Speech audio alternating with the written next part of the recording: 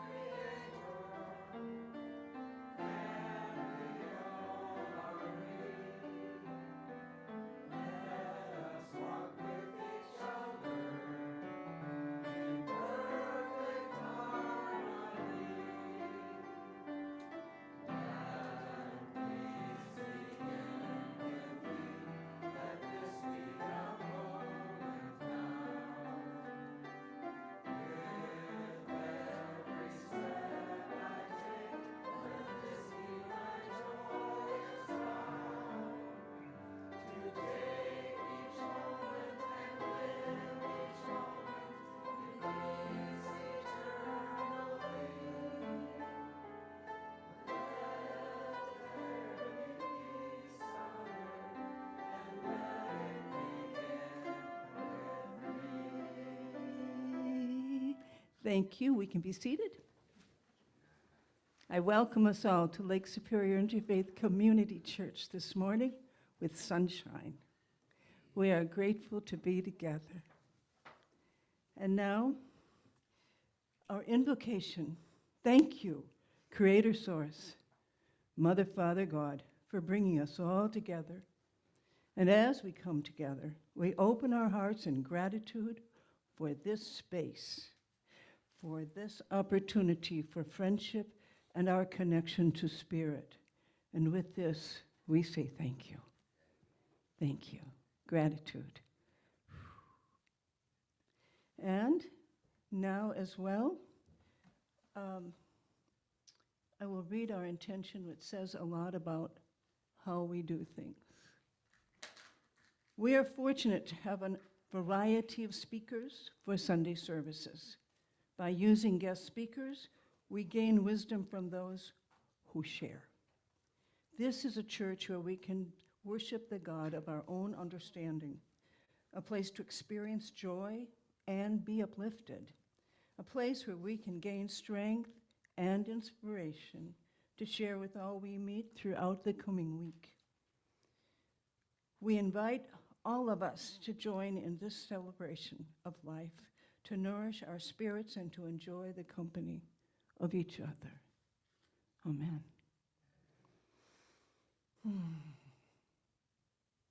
Now I'm going to do some introductions. And I'm also going to do an announcement.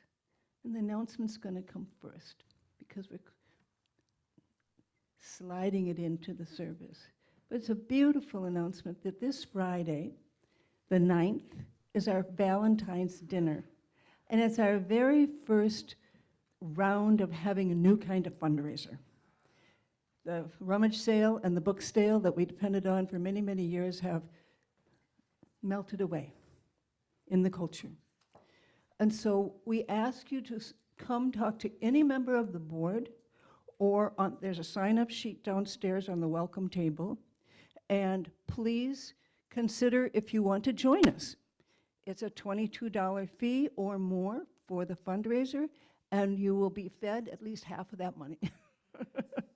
And it's called Love and Lasagna, and vegetarian option of eggplant. And Jean has her hand up. Tell me something, Jean. And I'll buy 2 extra tickets if anybody would like them. Thank you, Jean. We have a couple sponsorships, so yes, nobody needs to be at all left out.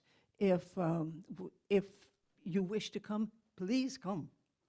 And That's about all we need to say about that here right now, except that we're really asking for a final cut today on the numbers. Yes, Sue.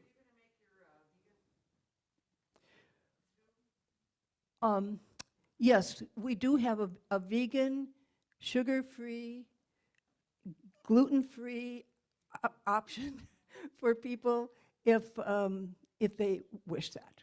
We weren't kind of advertising that because it's our first go, but I'm the chef, and so we're going to figure this out, and it's how I eat anyway, so yes. Oh, yes, thank you, Cassandra. 4:30 we gather, 5 o'clock we serve. And there will be a pitch at some point from me about how we together raise our ship as a church for looking at sustaining memberships, monthly memberships that we can count on. And we have the coolest card ever coming from the printer. So you're going to want to come to the dinner just to see the card. Two-sided color, 4x6, we're happy. We got 300 copies, guys, because it's so much cheaper to get more. So you're going to see them around. All right. So that's the announcement. And now I will introduce myself, Carolyn Sheets, as the president, small p president of our board of trustees. And we also have one of our two wonderful tech guys running the show in the back room there, the tech room, and we have our pianist, Carol Carey, both members of the board, and we have our secretary here, Sue, who's taking care of all kinds of details, so if you need details on the dinner, she's a good person to talk to. And that said, I want to turn to our speaker today, because we're really happy to have you here with us, Glenn Tobey. Thank you. And I'm going to read this very short bio because it's so beautifully precise and concise and really introduces us to big ideas that we all will appreciate because it's how we all want to live, I believe. So, yes, here we go. Glenn is a licensed psychotherapist with a private practice here in Duluth, Minnesota.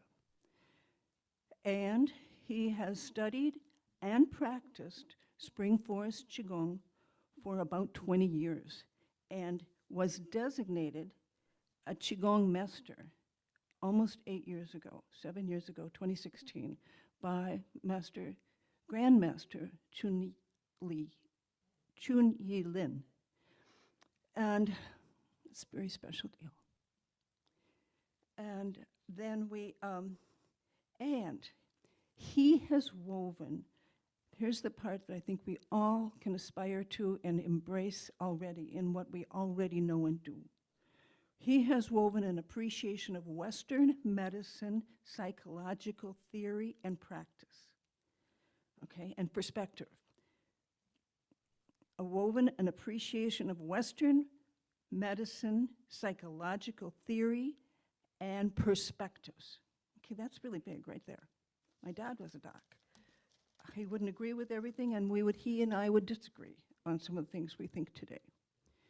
He has woven an appreciation of Western medical, I just said that part, psychological and theory and perspective, and Eastern philosophies of healing into, here's the big part, an evolving understanding of a healthy way of living physically, emotionally, and spiritually. I'm going to leave that last little part one more time. He has woven an evolving understanding of a healthy way of living physically, emotionally, and spiritually. Thank you, Glenn, for being here with us. And now we'll turn to a little more of the service there that we all participate in. And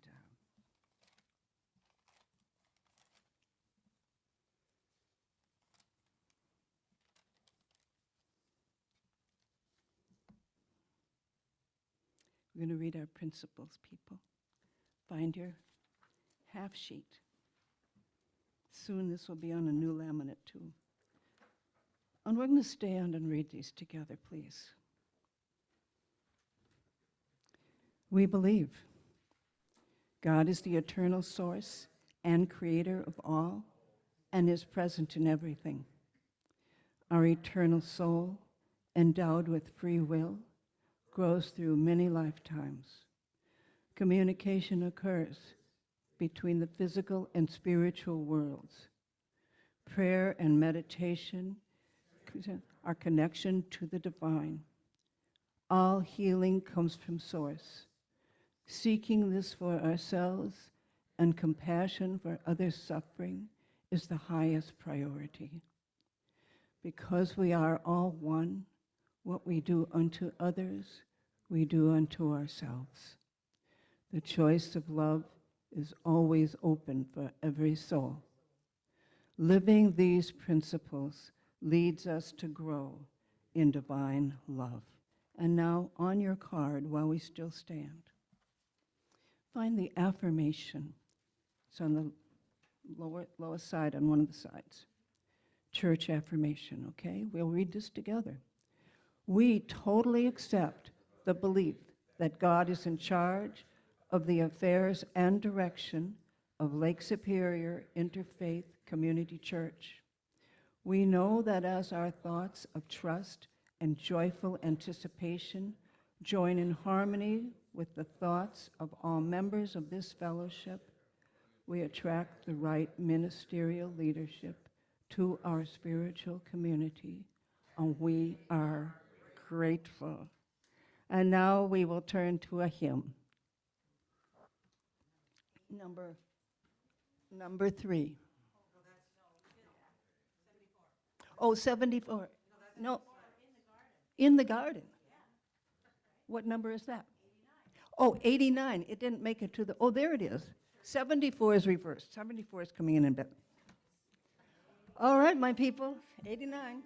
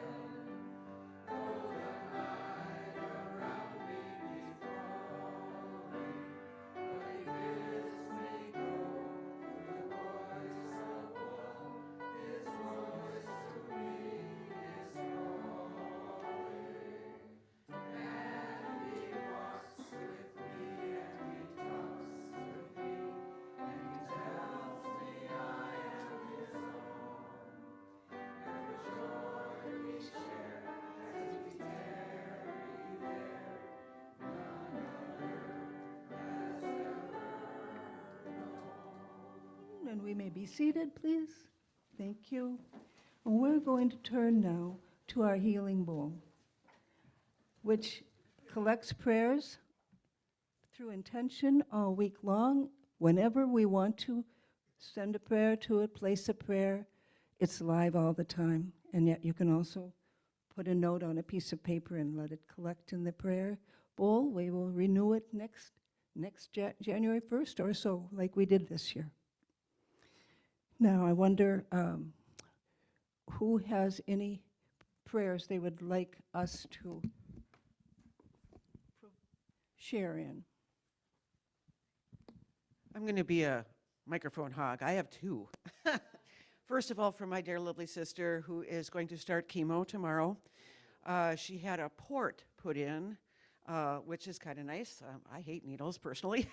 So yeah, she's going to start tomorrow, and she's looking forward. She's got a positive attitude going through. She's already got her chemo caps. And I just pray that the chemo does what it's supposed to do and doesn't do what it isn't supposed to do, and she moves forward in her healing.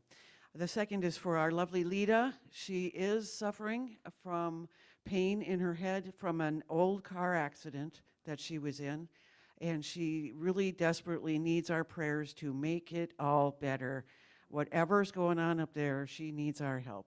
So for Molly, my sister Molly, and Lita, please. Thank you.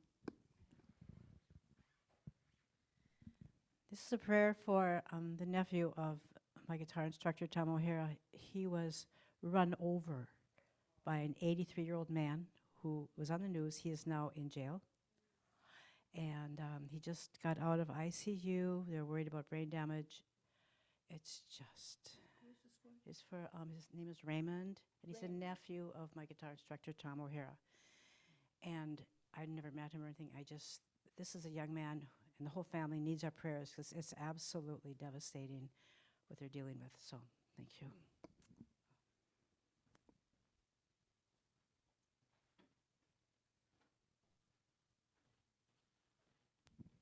Prayers for my grandson who is being deployed with the Minnesota National Guard to Kuwait for the next 10 months. He's leaving today, and he's leaving his wife and a 15-day-old baby and a 2-year-old. So just our prayers that he comes home safe. He's a JAG, so he's a lawyer, and he won't just be in Kuwait. He'll be traveling to Syria and Iraq or wherever they need he's a victim advocate in the Army. So, Brandon Lauer. Thank you. Anybody else? As always, we pray for Mother Earth, for Gaia, and our uplifting of all of us as humanity in love, in compassion. We meet the misery and the great suffering with compassion in our hearts, high energy. Blessed be. And now we'll have number 74, In the Silence. And then we'll have a few moments of silent prayer, and then we'll turn to our speaker. 74, In the Silence. Or just hum along and start to sink in.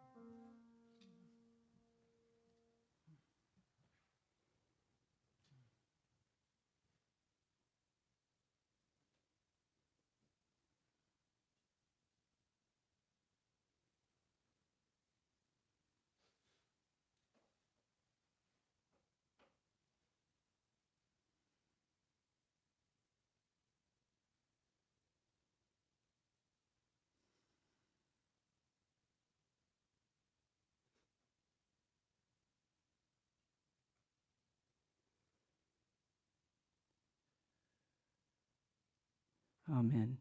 Blessed be. Now we'll turn to Glenn.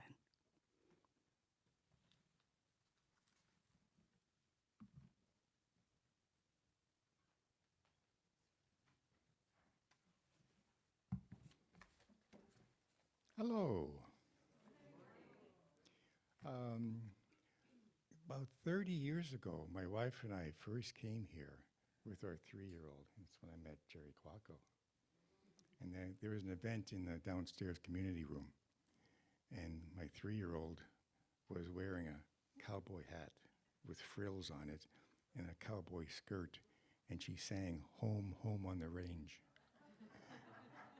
And I thought any congregation, any gathering, any organization that will let a 3-year-old sing "Home on the Range" and not know all the words has something going for them. And then being asked to speak today, you know, I wore my best shirt. It might be my only best shirt, but also out of respect for you. You know, it's nice to gather here. So if I could lead you in a short meditation, you could close your eyes if you wish. You can drop your shoulders. Let the tension that the shoulders tend to hold down. Inhale through your nose. Exhale through your mouth. Just gentle and slow. Anger and anxiety want you to breathe faster. So kind of the antidote is breathe slower. Then visualize, bring your mind's focus to a place just beneath your belly button. In Qigong, we call it the lower dantian. 80% of our energy is here. So maybe visualize a soft light in that area. It's almost like the stew pot that sits on the kitchen stove in your house. It supplies the nutrition for the rest of the house. You need to keep replenishing it, though.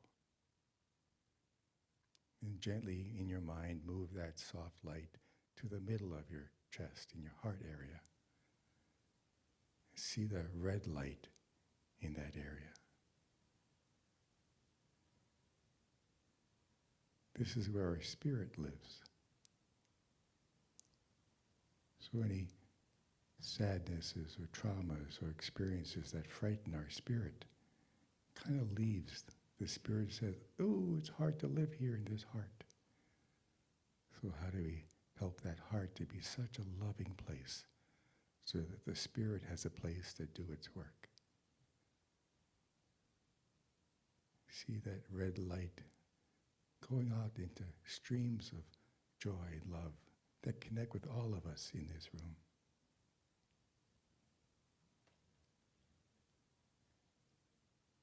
And then gently bring that light up to your forehead area, inside your head, the third eye field of energy. Our soul lives there. So we see the connection between the vitality of our body in that lower dantian and the connection to the home of our spirit in our heart area, to the connection in the working relationship with our soul in our psychic area. And they all work together. We're all connected.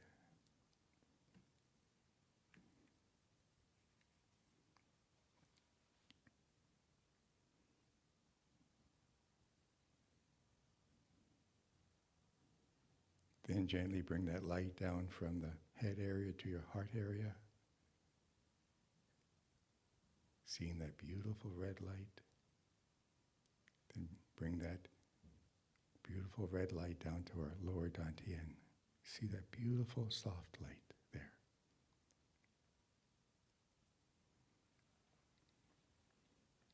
Then gently take 3 gentle deep breaths. Open your eyes. Smile. Master Lin has this thing, smile is start my internal love engine. But keep the engine always going. So a little bit about myself. It was a nice introduction, writing something. I go, who's she talking about? So the idea of, I really have spent most of my life, I do work hard. And I do try to see if I can make a difference, and finding a way to keep on learning and keep on trying to stay connected to the latest theories, or keep on working hard. Although I do like onion rings every now and then. I can foresee, me being on my deathbed and God coming to me and saying, Glenn, you're really a good guy, but you would have lived another day if you didn't eat those onion rings. And I would have said back to God, yeah, but they were so good. So the pleasures of life, is equally important as the intensity of life. So I do have 2 master's degrees. They're nice. I do have a designation of being a Shikang master about 2015. That's nice. However, I came home a few months ago, and on the kitchen counter was a scroll. And so let me unravel it, and I'll read to you what the scroll says. The Executive Committee from the Life University has awarded you an honorary PhD. Oh, wow. And it goes on. This PhD is in ignorance. You have worked hard all your life. You have achieved many areas of ignorance. And so to recognize your competency in ignorance, we are awarding you this honorary PhD. You need to go out and then be more of who you are. Be more humble about what you do know. Don't try to be more than who you are, but don't try to be less than who you are. Be that humble creature, not the meek mouse. That's not humility. Be your true self.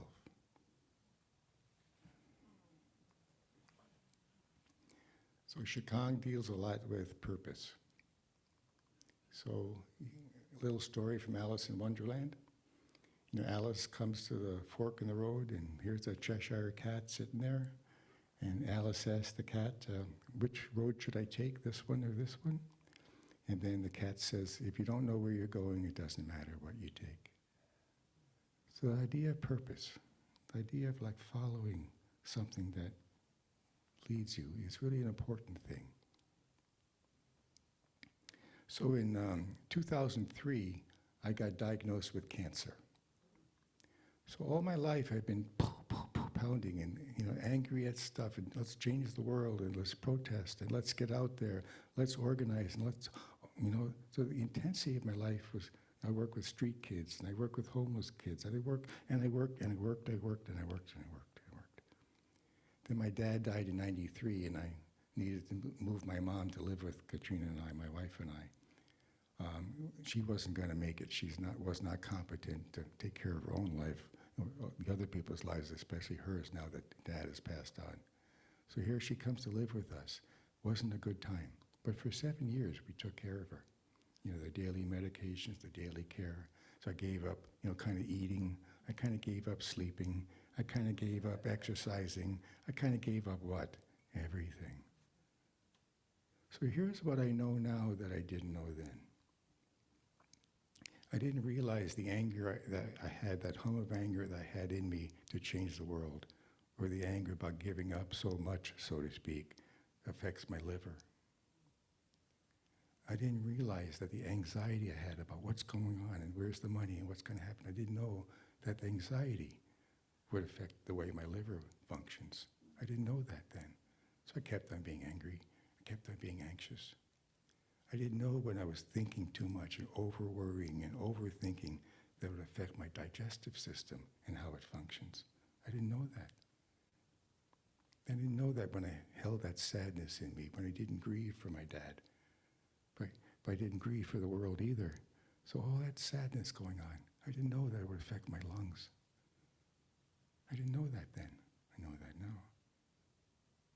I didn't know that the kidney energy, the vitality energy of my body is affected by fear. Oh, I didn't know that then. So here I'm living in what? Anger, anxiety, overthinking, overworrying, sadness, depression, fear. Sounds like all of us, right? You know. And so, then in 2003, my mom died in 2001. I got cancer. And what I understand now, guess what affects or influences how my physical body works? My anger, my anxiety, my over-worrying, overthinking, overcorrecting, live with the fear. So guess what I learned in the Shikang about the antidote, so to speak, to these things? Happiness, the vibration of happiness, the vibration of joy, the vibration of content, peacefulness, the vibration of satisfaction, the vibration of gratitude, the vibration of thankfulness. These vibrations are the antidote to the other vibrations. The other vibrations teach you a lot. So the Western medicine surgery helped me in 2003 remove the cancer from my body. Took out the symptom that was going on in my life. But Spring Forest Shikang really taught me how to live my life. It saved my life. So for 20 years, I've not been sick. I practice Shikang, diligently. I work on connecting with the vibrations diligently. Truth be told, when I hit my thumb with a hammer, I don't say, oh, thank you, universe, for giving me the pain in my thumb. I've not reached that level of competency yet, but I don't throw the hammer very far. So I experience life, but I know what the antidote is. Feel that pain for the 3 seconds, and then what? Come back to something that's important. So what I learned from my cancer is that the doctors got rid of the symptom that was going on in my life, but didn't get to the root of what was happening to my life. And that's what Shikang helped me understand. Get to the root, Glenn, what's going on. So when the vibrations in my life are not going well, when there's blockages, it's going to show up somewhere in my body. So there's a blockage going on. Oh, something to do with the liver, something to do with the lungs, something to do with, oh, it's created by, influenced by. Nothing, one thing causes another, but it influences what's going on. So here I'm learning a way of life. Oh, a way of life, a way of life, a way of life. How can I stay in that way of life? How can I not get entangled with what's going on around me? So I learned at that time too, I moved away from having treatment plans. So even when as a psychotherapist and sometimes in the early days of working in hospital settings, I have to have a treatment plan. Anybody go to a doctor, have treatment plans? Yeah. Well, I moved away from treatment plans into what? Healing plans. I have to have a healing plan for myself. Whether I'm sick or not, what are the things I want to have in my life that will help me in the healing? My body is created to heal. I'll tell you about that in a second. So here my body, my pancreas is like 80% new every 24 hours. The lung lining is new every 5 days. You go through this. The body's always working on healing itself. That's what it's created to do, to heal. Except when it's in fear. Then the body does what? I gotta survive, I gotta survive. It stops thinking about healing, stops kind of doing the healing within our body. So the more we can come back to that idea, the more powerful. And that's where I became, more committed to spirituality. So I learned the definition of spirituality. It's the art of coming home. Oh, the title of this talk. So the idea, I need to come back to where? To my heart, to my own heart. I need to come back to not the truth, but to my truth. I need to find a way to come back. And I learned then, if I'm in that spiritual commitment, and if I need to come back to my own heart, to my own truth, I really have to stop lying. I can't lie anymore. I have a little granddaughter I play around with, so if she sneaks into the kitchen after I made a chocolate cake with icing on it and she's got chocolate all over her, sweetheart, did you eat any of this cake? No, Papa. Chocolate, We all do that. That's what a lie is. This is the way I want the world to be. So my little one will say, this is the way I want the world to be, Papa. I didn't eat the chocolate cake, but that's not the way the world is, sweetheart. So learning how to say guilty, so to speak. Learning how to say, this is the truth. This is my behavior. This is what I'm experiencing life, is a higher vibrational level of living. So the commitment to spirituality for me meant really being more diligently working, but at another level. Thanks to my now current PhD honorary. So learning how to live in a humble way, not a weak, meek way, but a clear way about who you are. So if I ask people here now, how many of you have made mistakes in your life? Yeah, two hands. Oh, you've only had one hand?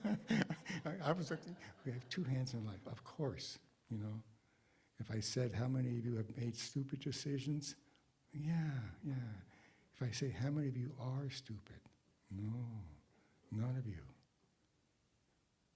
So how do you come back to the truth of who you are? Yeah, I messed. Yeah, you betcha. And I joke around with people, say you need to go to Walgreens to get a gauze and fix it to your head. So when you make a stupid mistake, you just go, you pad your brain a little bit so the shock doesn't hit the frequency of your action. Oh yeah, I'm glad that gauze pad is protecting my brain anyway. So learning how to be that commitment to that spirituality. So I'm going to ask you to do a little exercise here, okay? And you got to do exactly what I tell you. The rest of the stuff you can do whatever you want to do. But this time I'm in charge to do exactly what I tell you, because it's a little bit of a measurement thing, okay? So you're going to take your hands. You're going to look on your wrists. You see in the top part of your wrist, each wrist, there's a crease. There's several creases, but you want to look for the top crease on both hands. Now this is where you do what I say and do it now. You're going to measure it like 3 times. You have to do it the same way both times. You're going to bring the 2 creases together. Make sure you look the way you're doing it. It's really important. Then you bring your hands straight up. Press the fingers together a little bit. You probably will notice that the fingers on one hand is smaller than the fingers on the other. Okay? It's not an indication of anything. If you want to believe you're a genius, fine. Okay? So the hand that, if the fingers are the same size, not to worry. Just either hold one hand up, or the hand with the fingers that are shorter, hold that hand up. And then bring the other hand down. Now you can have your eyes closed for about 15 seconds or open, whatever you wish. But I'm going to say to you that your fingers are growing longer, longer, longer. Your fingers are growing longer, longer, longer.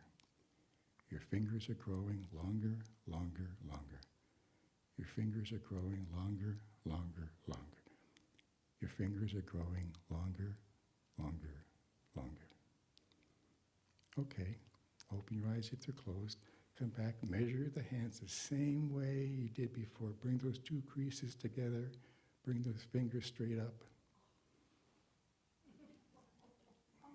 How many of you raise hands that your fingers grew? Most, yeah, okay. So now shake your hands and then go, that's impossible. That can't happen. Okay, that can't happen. Back to measuring, get the 2 creases lined up, fingers straight up. Is it back to the starting place? Yeah. So the teachings in the Shikang, again, Shikang is not the answer to everything. So Master Lin would say the same thing. So it's not like, oh, Glenn, you're talking about Shikang. Yeah, I am. That's what I'm here for. So the idea behind this is what? Inside you, we always talk about developing unconditional love for others in the world. How do we develop unconditional love for the world? I'll tell you, folks, you already have it in you. Inside your body, that's designed to create, designed to heal, is the healing of the 100% of God's love is in you now. Now, what does unconditional love do? It doesn't debate. So when my little granddaughter says, Papa, can I have a cookie? No, you can't. No? Oh, sweetheart, yeah, sure. I know we're going to eat dinner in 10 minutes, but have sugar before you. That's kind of unconditional love? Sure, I'm not going to question it, right? So guess what unconditional love is in your body? My fingers are growing longer, longer, longer, and the energy says what? We'll support you 100% of what you're thinking. When you say, that's not possible, the unconditional love that's in your body will support you 100%. It's not going to debate you. So if you want to believe that this is not going to work, fine. So when you have doubts, unconditional love says, fine, I'll support you. I'm not here to debate you. I'm here to give you 100% of my love for where you want your energy to go. So how you think, how you feel, how you do, your body, that spirit in you supports you 100%. That's the scary part, isn't it? So that I have what? I have that 100% of the love inside me already. It's partly up to me to activate it better and better. So how do I act in a way that's maybe kind or loving or generous? When I do that, 100% of the love inside me supports it. The minute I say, I'm not sure this is going to work, that 100% of that unconditional love inside you says, I'll support your thinking that it's not going to work. That's why I think it's hard to recognize that love that's inside us and live it out in a unfearful manner. Does that make sense? Okay. 18 pages to go, or a couple of minutes. So keeping that in mind, that the Shikang work is a lot to do with that energy. You know, everything is energy. So what's beyond the skin, energy. What creates the flow, energy, energy, energy. So the idea is what? How do we balance that energy in the body? And it's balanced better by doing what? Loving, feeling that higher vibrational level, stuff like that. So here's the image I want to give you, or homework, and then we'll stop with a story. With the winter coming, I devised this story, last November or so, or October, but, I keep varying stories, but it's kind of like when you know that the winter is coming and the weather's getting colder, what do you do when you know the weather's getting colder? You call the mayor and you say, I want to change that forecast, or mayor, can you fire the meteorologist? I don't like that forecast. It's going to come, right? So if you know the weather's going to come, you make sure you have a heavier coat. If the weather blows off, off the lake, I need a scarf, I need a hat. So when all those weather conditions are coming, you know exactly what to do. You do what? Get a coat. Stay inside, have a scarf, put a hat on. You have reacted to what the world is giving you. So you can see that in weather, right? How many people have a blanket in their car all year long? Living in Duluth, you never know when it's going to get cold, so you're prepared for what? For what could happen. So what do you do with the rest of the world's experiences? What's happening politically, or what's happening in your neighborhood, or what's happening anytime, any place, anywhere, is like the weather. How are you prepared what? So when the wind blows off the lake, I know what to do. When sadness comes into me, I know what to do. When anger comes into me, I know what to do. When things in life come into me, I know what to do. So like Katrina, she's a psychologist. I don't want to say boo-hoo, but we listen to people's stories all day long. It's incredibly honoring and incredibly powerful and sad and joyous and all those things. Except, we don't have control over them. So it's not like when Katrina and I come home, we say, oh, who did you talk to today? And what was this, that? Oh, I talked to a guy who, we don't talk about anybody at all. You know what question we ask each other coming home? How did the world treat you today? And what is it that you need? So I could have seen 10 people today, so to speak, and it was terrible. All my day, all my hours of therapy, it was terrible. I could say, oh, boy, I just feel, or I could have 10 people today, and it was beautiful, doesn't it? Who can change the world? Who can control the world? What I can control is what? How do I respond? What is it that I need to what? Restore myself back to my heart. Rather than living with, oh boy, that guy was really stupid. Oh, this, oh, and now all this construction going on. Up, up, up, up. 100% of the unconditional love inside you supports that. All your whining and all your groaning and all my grumpiness and all those kinds of things. So I'd like to keep working on what? Coming back to what's best for me. So when I ask you, so Shikang has like these 5 movements that you can do. He's got meditation, so I don't want to get into that. I'll stay around a while, we can talk. Look, everything has some really important and powerful things to do. But for me, so when I do see people, if I see you, I kick you out of here, you're done here, get out of here. I got someone else waiting for me next. I'll say, I'll be with you in a minute. So I take that minute to do what? One of the movements. How do I, what? Come back to myself. Oh, you brought me sadness today. Okay, how do I come back to my own self? That's your sadness. I'm not going to get what? Entangled. I want to come to I'm not going to get entangled in the symptoms of life. So the weather, things that are going on, the wars, I don't want to say they're symptoms. They're not the root. I don't want to get caught up in the symptoms of life. I want to come to the roots. So I have this practice that takes me back to whatever spiritual practice you may have, to take you back to yourself so you don't get entangled in the symptoms going on. How can I come back to the root of things? Okay? I'll close with a story.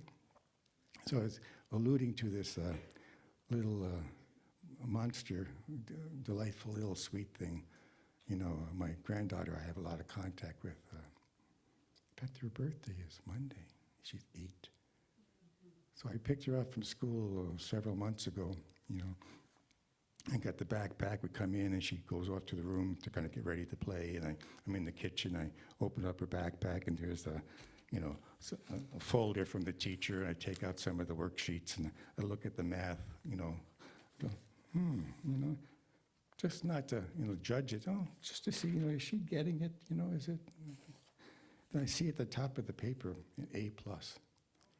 And I go, oh, kiddo, hey, your teacher gave you an A+ for your math work. And she goes, she didn't write that there, I did. She said, I wanted an A+. So, I don't mean, not rudely, who cares about what the teacher may think? That's just a grade. In my life, I wanted an A+, so I gave myself an A+, and guess what? 100% of her unconditional love inside her supports her A+.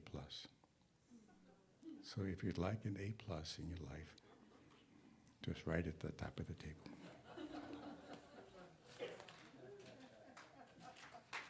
Thank you.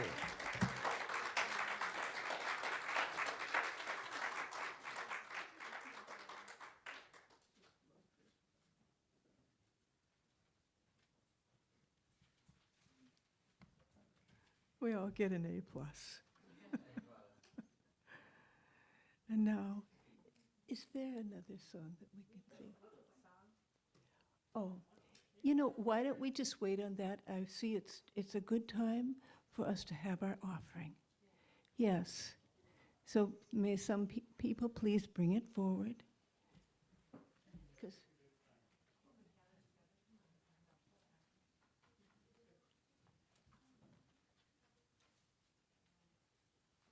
but you could.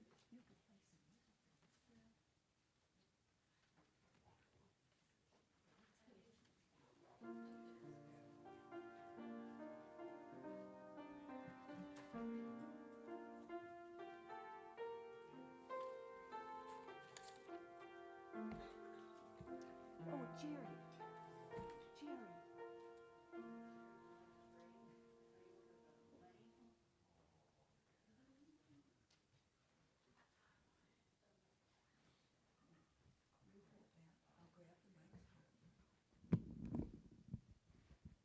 Thank you. Thank you. Now you hold this, and I'll hold the basket. Okay. All right. I got it. Okay, you got the thing. Yes, I got it. Thank you. And so now, you take the energy of your heart and your spirit and breathe it into your heart. And feel your heart open wide. Open to the spirit of love, light, and peace that you are. And then you look up. And as you look up, you feel that love. It is around you. It is through you. It is you. You are the love of life. And not just of here, above the universe. Think of the universe of spirit, of light and love and peace and joy. And you are that too. And expand your awareness to the universe of light and love to affect everything that you do. And you breathe it in more deeply. And your heart expands. And your body expands. And you become the light, compassion, and love of the universe. That is who you are, always and forever. And when you have any question or need, expand the awareness that you are, to feel the light. Compassion and love. Amen. Amen. Thank you all.